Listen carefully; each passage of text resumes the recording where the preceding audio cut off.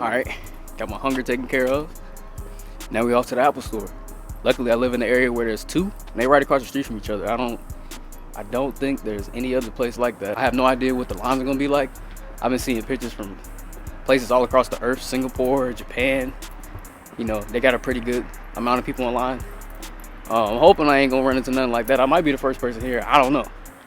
I might not even be able to go there yet. I don't know what the rules are. I know the hype is a lot higher this year in comparison to the previous year. So, but yeah, I'm not even trying to get the Pro, man, even as a photographer.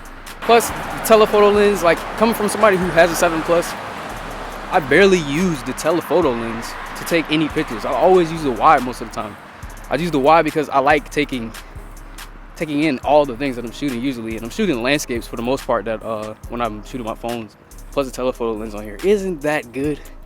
Aperture is not the best, so it looks pretty bad in comparison to the wide lens. I don't necessarily need a telephoto. It'd be nice to have, but I'm going with the 11.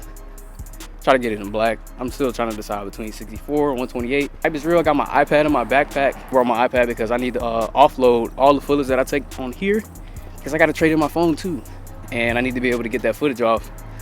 So I'll just offload it to the iPad. I will holler back at y'all when I get there. So I've made it to the Apple store. There's nobody here actually, which is funny. It makes me look stupid, but yeah, actually I was stupid twice, because I thought I was here first at 5 in the morning, but then the police came up to me and was like, well, you're on the premises a little too early and the line has actually already started. It's on the other side.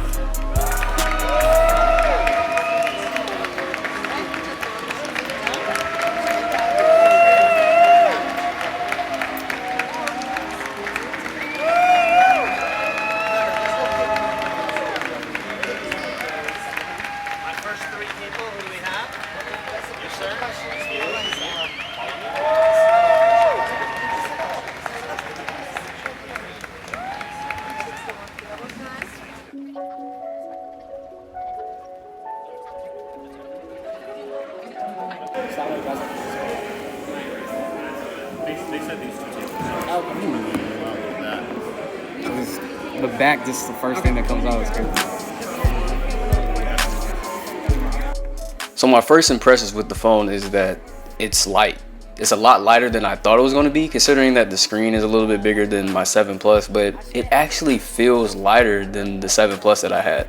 I'm not 100% sure if it is. Really, I was worried about getting fingerprints on it before I actually put it in the case, or even dropping it before I actually got to put it in the case. I started doing the setup process. Then I checked the weight because I couldn't believe it. I was like, is it heavier? I can't really tell.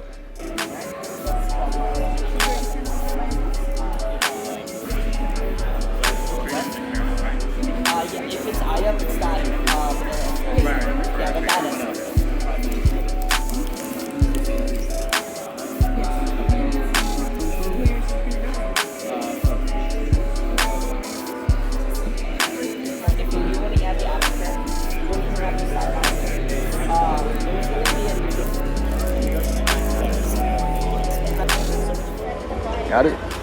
The line is still going crazy. Goodness. I am going to head home instead of going to the beach. I'll do that later because I'm tired. Alright, so this is my first attempt at vlogging, I guess, on the new iPhone 11 front-facing camera. This is 4K. You can go up to 60, but I'm just shooting 24 because that's what I was shooting all my other stuff in. It's daytime now. I don't really have a daytime comparison video for when I was shooting on the 7 Plus, but trust me, bro, it's way better, like night and day, honestly. So yesterday I didn't go out and do any video, take any pictures, anything like that. I actually stayed in the house. But today I decided to get out. It's a nice day. It's Saturday. It's hot, but that's fine. I'm gonna go out and really put this camera to the test. So I found that using the default camera app is really the only way I could utilize the ultra wide camera. and use the wide camera at the same time. No third-party apps have been supported for it just yet, but here's what the wide camera looks like, and then we'll go into ultra wide. To me, that makes a huge difference. Coming from the 7 Plus, I had the telephoto lens, but honestly, I don't miss it, at least not yet. I really like the field of view that the ultra wide gives off, especially for things such as cityscapes, landscapes, or anything in that nature. So I was taking a walk, looking for something that's interesting, and then I came across this scene here at the Los Feliz Hotel. I saw this shot here, but I was like, well, with the wide, it doesn't look all that interesting. And when I switched to the ultra wide, that's when I was like, oh wow. I mean, look at this shot. Dynamic range and everything, it's great. The camera app that I'm using right now is Halide. It's one of the only third-party apps that I've come across that actually supports the use of the ultra-wide camera. Other apps just simply don't have the option to switch to the ultra-wide camera at all. I'm sure that's coming in due time, but Halide jumped on it pretty early. I'm glad they did.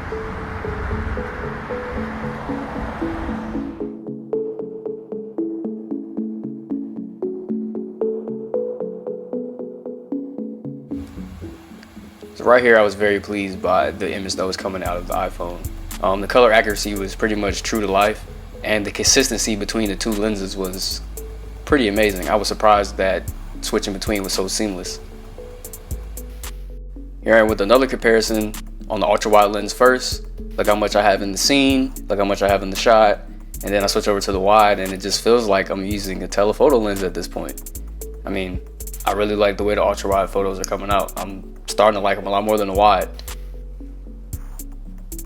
Then we have another example here. I'm actually at a fence at some apartment complex. Switch over to the ultra wide, and look at that. Just look how much more I have in the shot. I even have part of the fence in the shot, which I ended up cropping out and editing.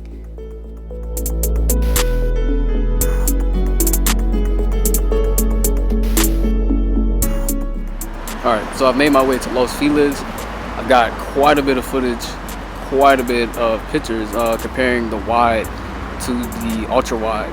And now I'm about to head to the train station, and then from there I'm probably going to just go to the beach. By the time I get down there, it's probably going to be nice and sunset, so we can test out the dynamic range, and then once it gets dark we can try out night mode, which I've heard has been pretty crazy, but we're going to see.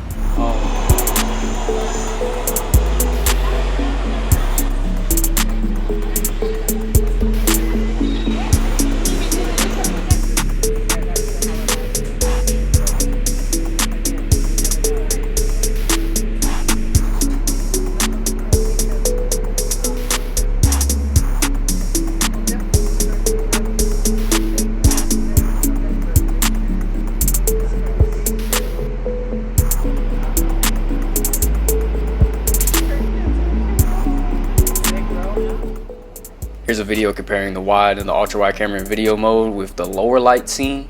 Not completely dark, but a lot lower light than before. And the ultra wide seems to hold up pretty well. You have another one here, wide, ultra wide. Both shots in handheld, they look pretty good, look stable to me. Now this shot was the one that I had an issue with in particular. This is starting off with the wide shot, and then I switched over to the ultra wide, and you will notice a color shift. The image immediately turned more yellow, more orange, and I was confused, but I think it was where I had my exposure set on the phone, had it tapped to a certain place. So then I tap into another location, and then it turns blue. So there's an issue with consistency there. So I did a little bit more walking around the pier, went to one of the areas that I hadn't been to before, and I decided to take some pictures of the Ferris wheel. Nike had it closed off, but man, I was very impressed by the ultra wide lens. I mean, look how much I got in the shot. I got the entire spiral. I didn't really care for the wide lens photos. They're cool, and I can shoot in RAW, but the ultra wide photos just look amazing. I mean, look how much I have in the scene. I even put up some of the photos that I took on Twitter, and it kind of went viral. Now here's a test of low light. Started off with the ultra wide lens, and it fell apart. I mean, there's noise everywhere, there's distortion in the edges. I can barely tell what's going on. Everybody looks like mush. And then I switched over to the wide, and the image picked up. It looks a lot better. Things are a lot sharper. There's no noise in the corners. Well, I hope you guys enjoyed the video. Don't forget to like and subscribe if you want to see more. If you're in a similar situation like I was and you think about upgrading, I say don't hesitate. Go out and get that iPhone 11.